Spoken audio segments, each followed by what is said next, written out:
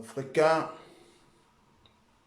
africaines, leaders politiques, panafricanistes, je m'adresse ce soir au peuple tchadien et particulièrement à sa jeunesse. Aussi, je m'adresserai à la classe politique française et à M. Emmanuel Macron. Je m'adresserai aussi à M. Emmanuel Macron. Et enfin, je m'adresserai aux Africains résidant en France. Très chers frères et sœurs tchadiens, tchadiennes, pendant 31 ans, vous avez été sous l'une des et particulièrement en Afrique. Cette dictature n'était autre que celle de M. Idriss Déby Itno ainsi que son clan. Pendant 31 ans, votre pays, le Tchad, tout comme le mien, le Cameroun, a été géré. Le peuple tchadien, lié par un groupuscule de personnes avec à leur tête le défunt dictateur populiste Idriss Déby Itno.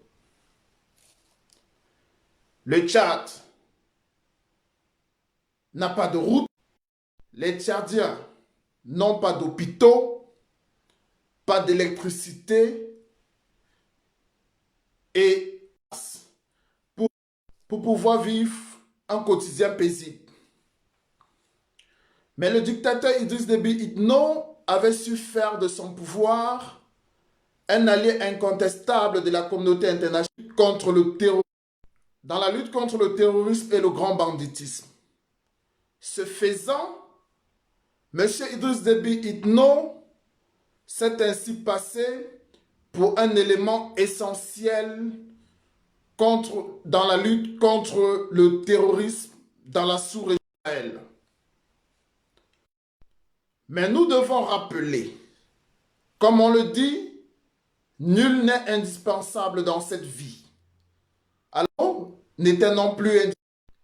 Après 31 ans de népotisme, de clientélisme, de favoritisme, Dieu, maître de l'univers et grand, seul maître de toutes les destinées, a sifflé la fin de la récréation en rappelant M. Idriss Déby Itno. Ainsi, Dieu, maître de l'univers, a livré ce dictateur entre les mains des révolutionnaires. Après l'annonce du décès du dictateur Idriss Déby, nous, hommes politiques africains, nous nous attendions au respect de l'ordre constitutionnel tchadien, mais que non. Immédiatement, un coup d'État constitutionnel a été perdu. Déby Itno ayant porté à la tête du pouvoir au Tchad son fils Mahamat Idriss Déby Itno et un autre constitutionnel. Ce coup d'État constitutionnel, je disais, a été soutenu par la France, pays des droits de l'homme. Puis, dans le discours de monsieur le ministre Yves Le Drian, un jour en N'Djamena, monsieur Emmanuel Macron, président de la République française, État dit de droit de l'homme, a apporté. Et par là, monsieur Emmanuel Macron accorde sa protection aux putschistes au mépris des pratiques. Pendant que les États-Unis d'Amérique pays de liberté, de justice et des droits de l'homme, appelle les putschistes au respect de la Constitution et du processus démocratique. La France, elle, dans sa politique france-africaine, a opté pour le soutien aux voyous, aux brigands et aux putschistes. Très chers Africains, Africaines, ceci nous enseigne deux choses. Premièrement, la France n'a pas changé ses méthodes en Afrique. C'est comme que la France considère comme son département. Ensuite, les dirigeants français n'ont aucune considération pour les peuples africains. Personnellement, l'école M. Emmanuel Macron et son ministre Yves Le Drian ont été formés. Mais je voudrais rappeler ici à M. Emmanuel Macron, qui a fait l'ENA de Paris, que, en fait, nous le savions tous, il y a un élément essentiel dans nos constitutions. Si vous me permettez, la constitution tchadienne, comme la plupart de nos constitutions en Afrique, francophone et ailleurs d'ailleurs, est claire. Elle dit ceci: les forces de défense et les services de sécurité sont au service de la nation. Elles sont soumises à la légalité républicaine civile. Voilà ce que dit la Constitution. D'ailleurs, je ne pense pas qu'en France, les militaires se permettraient de prendre le pouvoir. Lui, M. Emmanuel Macron, c'est ce que je ne lui souhaite pas. Alors, ce qui n'est pas acceptable en France ne saurait être accepté en Afrique ou ailleurs. Pire, que ce soit le fils du dictateur Idriss Déby qui soit porté au sommet de l'État au Tchad, comme s'il s'agissait d'une monarchie. Ceci se passerait au royaume du Maroc. Que ce soit l'un des fils du roi du Maroc qui succède à son père, cela au XXIe siècle, dans une république, nous imposer un fils au sort de son père. C'est une insulte pour les Africains que nous sommes. C'est un mépris pour le peuple tchadien et c'est un mépris pour le peuple. D'où vient-il qu'un pays dit des droits de l'homme, comme la France, soutienne un coup d'État? Et à Doub, nous sommes dans une monarchie. Cette même France, hélas, en Europe, parfois se permet de donner des leçons de démocratie aux pays comme la Turquie et d'autres pays. Mais c'est cette France qui, de manière sauvage, s'immisce dans les processus non seulement électoraux en Afrique, mais en Afrique, afin de maintenir au sommet de nos États des individus qui seront à la solde de Paris. La politique française en Afrique et ce qui se passe actuellement en N'Djamena est la preuve que malgré la venue des réseaux sociaux, la France a toujours ce comportement pervers en Afrique et les dirigeants français se permettent de se comporter à leur maison. Africains, Africaines, aujourd'hui, il n'y a pas de doute que les régimes français sont des ennemis de l'Afrique et du développement de l'Afrique. Pour cela et pour ce faire, la France a pris le soin d'implanter ses bases et de mettre son armée sur notre sol afin de l'utiliser lorsqu'elle le veut pour ses basses besognes. J'appelle donc à la responsabilité des Tchadiens et des Tchadiennes J'appelle donc la jeunesse tchadienne. Il est temps pour vous de vous lever pour dire non à la France. Il est temps pour le peuple tchadien de se lever au fils de Idriss Déby Itno et son clan. Seul le peuple tchadien, courageux, peut mettre un terme au processus en cours au Tchad. J'invite par ailleurs toute la classe politique tchadienne à se lever comme un seul homme ainsi que la société civile pour faire. Il est encore temps. Si vous laissez passer du temps, M. Mamad Déby, ce jeune petit dictateur qui est encore en formation, aura suffisamment de temps pour pouvoir huiler de l'appareil d'État et pouvoir s'imposer. Donc il est temps pour la classe politique et la société civile tchadienne de se lever comme un seul homme et dire non. Vous devez pousser le régime. Je pense qu'il est temps de pousser le régime de Mahamat à la faute en allant tout simplement à la confrontation, à savoir des manifestations pacifiques monarchiques au Tchad. Si vous ne le faites pas maintenant, la France dans ses manœuvres fantoches, au terme de ce processus, vous imposera un débit en remplacement d'un autre. Je voudrais m'adresser ensuite à la classe politique, aux membres de la majorité des Républicains et de la République en marche. Très chers, les Africains, comme des Français, sont des êtres humains. Le respect et la coopération d'égal à égal. Nous ne demandons qu'une seule chose, que les valeurs telles que la démocratie soient appliquées chez nous comme chez vous.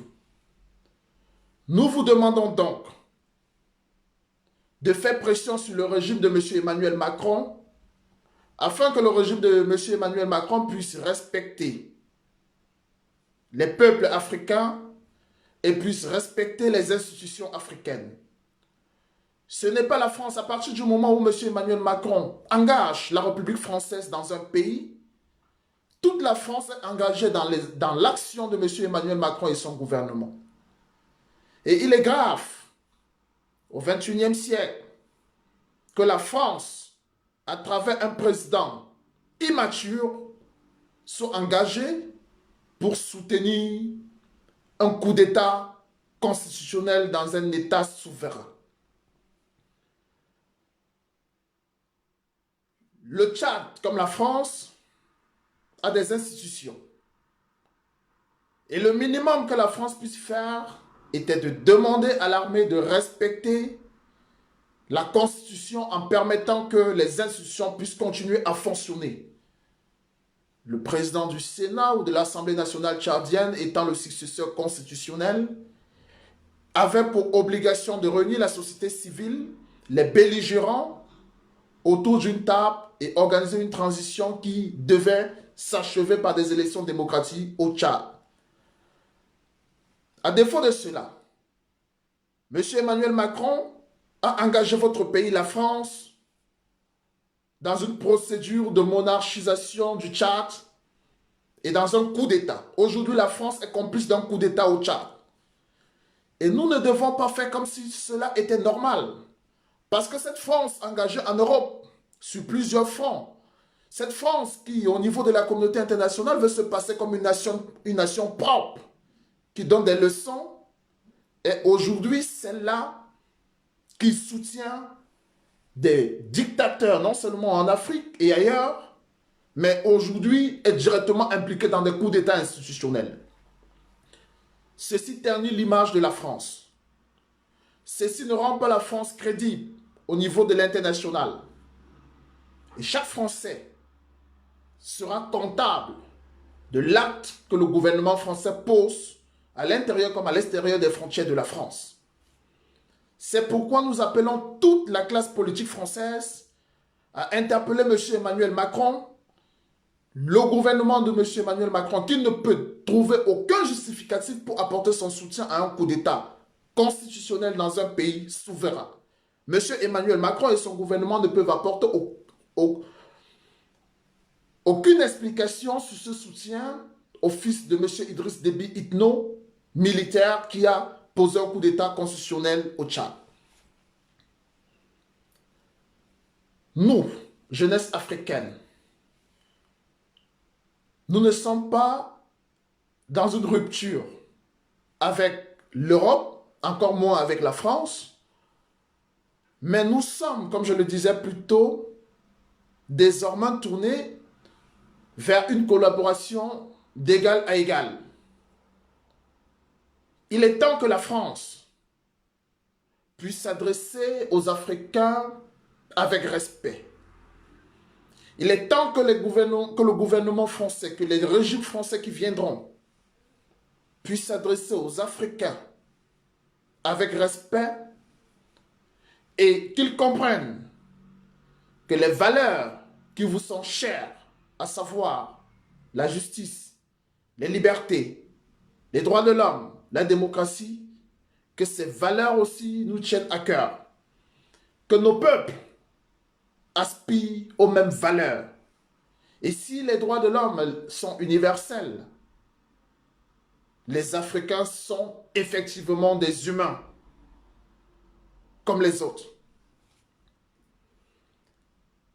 Pour cela, mesdames, messieurs, peuple français, nous vous prions de faire pression sur le régime de M. Emmanuel Macron afin qu'il puisse cesser le plus rapidement possible son soutien aux putschistes tchadiens et à la famille de M. Idriss Déby Itno dans les plus brefs délais. Enfin, je m'adresserai aux Africains de France particulièrement et aux Africains de l'Europe. Chers frères et sœurs africains, lorsque nous quittons nos différents États pour nous rendre en Occident, ceci ne nous enlève pas le fait que nous sommes africains. Ceci ne nous enlève pas le fait que nous sommes Camerounais, Tchadiens, Centrafricains, Sénégalais, Maliens, Ivoiriens, Ghanéens. Nous devons toujours avoir à l'idée que même si nous sommes à l'abri des injustices de nos pays, nous restons des citoyens en part entière de nos pays et que nous avons laissé des familles qui continuent à subir ces injustices. Nos familles, nos amis, nos proches, dans nos différents États subissent cela. Ce n'est pas une fatalité lorsqu'on est loin. Nous pouvions agir, même étant en Europe, en Amérique. Comment est-ce que nous pouvons agir? Certains d'entre nous résident en Europe et particulièrement en France depuis des années. Certains ont le droit de vote en France. Et ce droit de vote en France que vous avez est un outil puissant pour répondre aux politiques français qui se comportent en Afrique comme le maître blanc se comportait avec le nègre. Vous, Africains, résidant en France, et c'est valable dans tous les pays d'Europe, il est donc temps que les Africains de France puissent se mettre ensemble, que nous puissions mettre sur pied un lobbying africain. Ce lobbying sera l'équivalent du lobbying juif dans le monde. La France a une très grande communauté africaine. Et si nous nous parlons, nous serons une force incontournable en France. Pourquoi? Il est question pour ce lobbying africain d'observer la situation politique dans nos différents pays et de faire des propositions aux différents acteurs politiques en France. Le soutien des Africains aux candidats en France lors des échéances électorales, il faudra désormais que nous puissions observer la politique de ces hommes politiques français leur politique pour l'Afrique. Il n'est plus question pour un Africain de voter pour un candidat français qui, pour lui dire merci, lui cet Africain, viendra en Afrique soutenir le dictateur qui vous a fait fuir l'Afrique. Je m'explique. Comment peut-on expliquer que vous avez fui le Cameroun à cause de 40 ans de dictature de M. Paul Biya, vous avez fui le Tchad à cause de 30 ans de dictature de M. Idriss Déby Itno. Une fois que vous êtes en France, vous accordez votre vote à M. Emmanuel Macron. M. Emmanuel Macron vient soutenir la politique criminelle du dictateur Paul Biya et du feu dictateur Idriss Déby Itno. Et aux prochaines échéances en France, vous revotez encore pour M. Emmanuel Macron. Donc désormais, il est important que les Africains se mettent d'accord, c'est une chose. Le candidat à l'élection présidentielle en France qui a besoin du suffrage des Africains doit pouvoir, nous, les Africains résidant en Europe, en France, nous donner des garanties qu'il ne sera pas l'ami des dictateurs qui ont été la cause de notre immigration. Des milliers d'Africains meurent tous les jours dans le désert. Certains en la Méditerranée. C'est la première conséquence de la malgouvernance dans nos États. C'est la première conséquence. C'est le fruit de ces dictateurs dans nos différents États. Il est incompréhensible que des Africains si nombreux en France soient en rang dispersés. Et effectivement, à partir du moment où nous marcherons en rang dispersé, ces dirigeants français se permettront de revenir chez nous en Afrique, soutenir ceux qui sont la cause de nos malheurs. C'est pourquoi, depuis 2 ans, je travaille sur ce projet.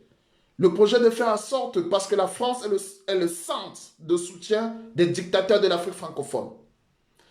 Je travaille sur ce projet afin que tous les Africains, les Algériens, les Tunisiens, les Libyens, les Centrafricains, les Camerounais, les Gabonais, les Congolais, les Ivoiriens, les Sénégalais, les Maliens, nous devons nous mettre ensemble. Toute cette communauté, nous devons rencontrer tous les responsables de ces communautés en France pour se mettre d'accord, sensibiliser la communauté africaine pour les prochaines échéances électorales à venir en France. Il est question d'attribuer un carton rouge à M. Emmanuel Macron et de sonner, d'envoyer un message au prochain président français. Nous n'allons plus tolérer en France les dirigeants qui se comportent en Afrique comme le maître blanc se comportait avec des esclaves nègres. C'est terminé. Nous sommes en 2021, nous sommes une masse, nous sommes une force au niveau de la France. Prenons conscience de notre nombre, de la force que nous représentons au niveau de la France et désormais organisons-nous pour répondre aux politiques voyous français qui pensent qu'ils peuvent à chaque fois lorsqu'ils se déplacent pour aller en Afrique se comporter comme ils le veulent. Très chers Africains, Africaines, tout en étant solidaire du peuple tchadien qui traverse des moments difficiles, ce peuple tchadien qui, après le décès du dictateur Idriss Déby Itno, a soufflé pendant quelques minutes, quelques heures, en se disant « Enfin, une nouvelle passe s'ouvre ». On n'a pas permis à ce peuple de se réveiller, que, une fois de plus, les Français ont décidé de voler, une fois de plus, l'espoir du peuple tchadien en imposant à la République du Tchad un autre débit. Il est difficile de savoir que ces méthodes se passent aujourd'hui, en 2021. Mais comme je vous l'ai dit, il nous revient à nous, Africains, vivant en Europe et particulièrement en France, de nous organiser. Si nous sommes organisés, si nous sommes une force dans le processus électoral en France et que nous parlions d'une seule voix, et que nous parlons d'une seule voix, les politiques français vont trembler.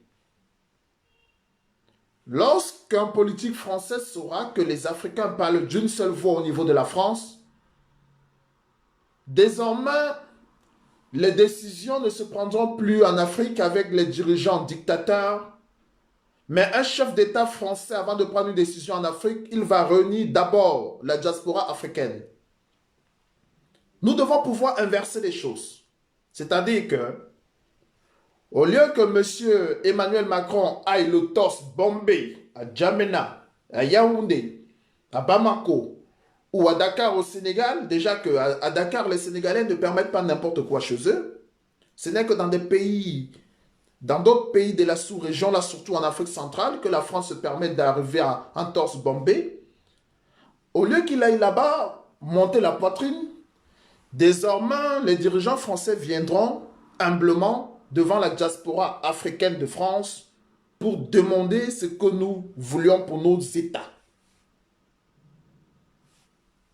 Il est important que nous, Africains, nous puissions dire aux Français que les valeurs qui leur sont chères, nous sommes aussi chers.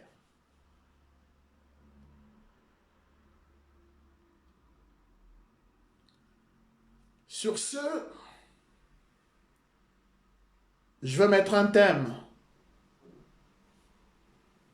à mes propos en vous remerciant de m'avoir suivi et en espérant que mon message parviendra au destinataire.